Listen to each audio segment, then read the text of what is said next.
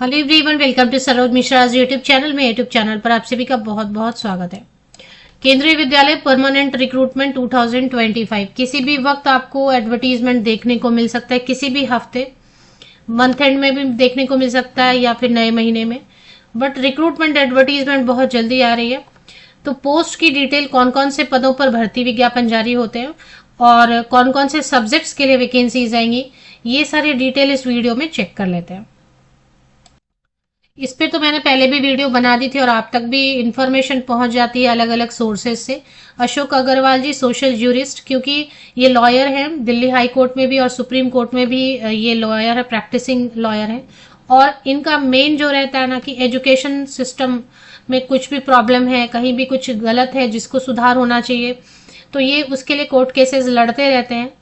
तो विशेष शिक्षकों की भर्ती होनी चाहिए केंद्रीय विद्यालय में, इसके लिए इन्होंने कोर्ट केस किया हुआ है, केवीएस के ऊपर भी, शिक्षा मंत्रालय के ऊपर भी। और इनके पास सारी अपडेट आती रहती है, क्योंकि कोर्ट केस से रिलेटेड जो भी मैटर होता है तो वो सारे नोटिसेस, फाइल्स वगैरह पहुंचते रहते हैं, क्योंकि ये खुद लॉयर हैं और खुद ही ये कोर्ट केस कर चुके हैं और अभी फिलहाल वो केस चल भी रहा है।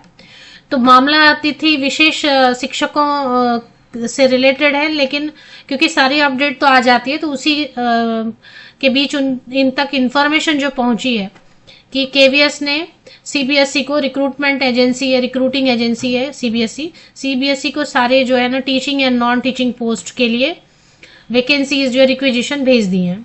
तो किसी भी वक्त विज्ञापन आ जाएगा। और ये कल की बात है, 16 सितंबर की अपडेट है। तो इसी के बेसिस पर आगे हम लोग ये चेक कर लेते हैं। कल भी मैंने ये वीडियो बना दी थी, बट कई सारे कैंडिडेट नए भी आते हैं चैनल पे, तो इसलिए ये मैटर बहुत हाईलाइट हो रहा है कि अब वैकेंसीज कभी भी देखने को मिल जाएंगी।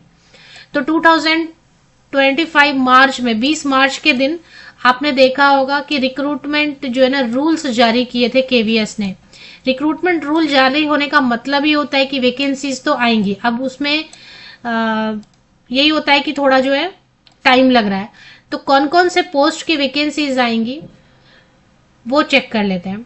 तो सबसे पहले जो वैकेंसी आएगी, असिस्टेंट कमिश्नर की वैकेंसी आती है, प्रिंसिपल की वैकेंसी आती है। अच्छा, इसमें ना आप कमेंट करें कि आपको कौन से पोस्ट के लिए और कौन से सब्जेक्ट के लिए डिटेल्स चेक करनी है, क्वालिफिकेशन की, या फिर सिलेबस चाहिए, या फिर जो भी आपको चाहिए, जो भी आपको नहीं पता है, एज क्राइटेरिया, कौन से पोस्ट के लिए, कौन से सब्जेक्ट के लिए, तो उसके लिए मैं अलग अलग वीडियोस बना दूंगी। जैसे पीजीटी के लिए अलग बना दूंगी।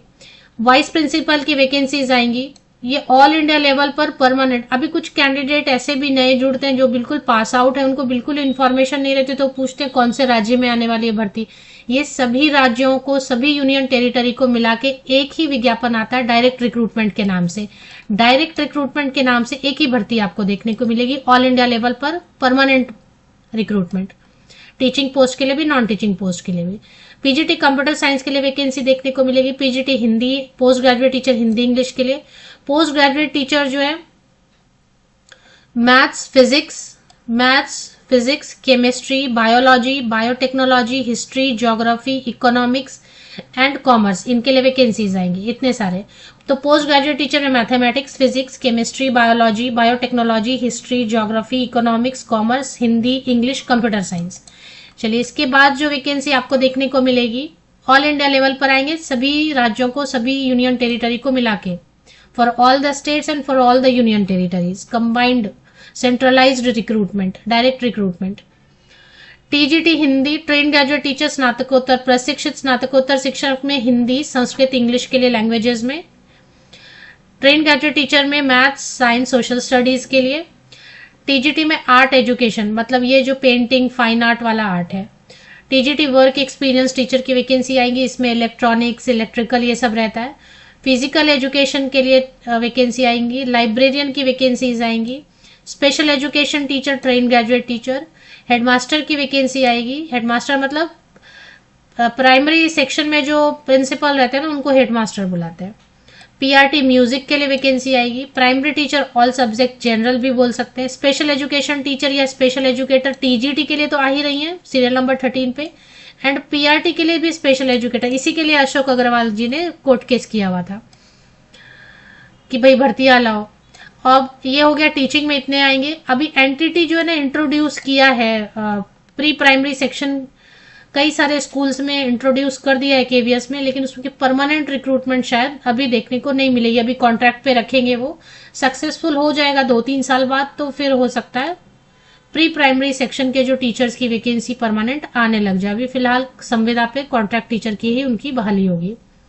नॉन टीचिंग में additional commissioner academic, joint commissioner की, ये सारे पोस्ट तो ऊपर वाले जो है ना, ये तो ऑलरेडी जो काम कर रहे हैं फ्रेशर के लिए नहीं है। ज्वाइंट कमिश्नर फाइनेंस के लिए, ज्वाइंट कमिश्नर एकेडमिक, और क्या क्या है इसमें, सुपरिंटेंडेंट इंजीनियर की वैकेंसी आएगी, डिप्यूटी कमिश्नर की वैकेंसी, डिप्यूटी कमिश्नर अलग अलग डिपार्टमेंट में, एडमिनिस्ट्रेटिव, फाइनेंस एक्सेट्रा में। इसके अलावा assistant commissioner admin and finance, executive engineer, administrative officer की वैकेंसी आएगी। इसके बाद administrative officer, assistant director official language, ये यहां तक ऑफिसर वाला जितना पोस्ट है ना, ये सब हो गया कि जिनके पास ऑलरेडी एक्सपीरियंस है। Assistant engineer, assistant editor, senior translator, private secretary की vacancy, section officer, SO, ASO, assistant section officer, ये जो ना assistant section officer, private secretary, इसमें हो सकता है फ्रेशर भी अप्लाई कर सके। Junior translator, stenographer grade 1 non teaching में। चलिए इसके बाद stenographer grade 2, junior JSA, junior secretariat assistant, staff car driver, अलग अलग ग्रेड पे, ऑर्डिनरी ग्रेड और ग्रेड 2, ग्रेड 1। तो ये सब वैकेंसीज आपको देखने को मिलेंगी। और क्योंकि ये तो नवोदय विद्यालय में और थोड़ा अलग भी देखने को मिलेगा, नवोदय विद्यालय में नॉन टीचिंग अभी आएंगे नहीं, क्योंकि अभी जस्ट आई है स्टाफ नर्स।